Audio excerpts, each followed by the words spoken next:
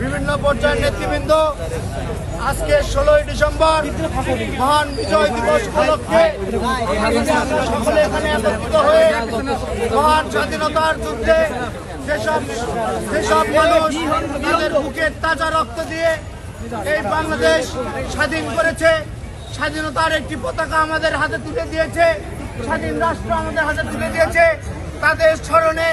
আমরা শহীদ মিনারে পুষ্পার্পণ করেছে। এবং সংগ্রামী ছাত্র দলের নেতৃবৃন্দ, আপনারা জানেন 1971 সালে ওই টাইমকার প্রেক্ষাপটে যে রাজনৈতিক প্রেক্ষাপট ছিল, সেখানে ওই টাইমকার রাজনৈতিক সংগঠন আওয়ামী লীগ সহ তাদের নেতারা যখন মুক্তিযুদ্ধের ঘোষণা দিতে ব্যর্থ হয়েছিল, তখন শহীদ প্রেসিডেন্ট জিয়াউর রহমান একজন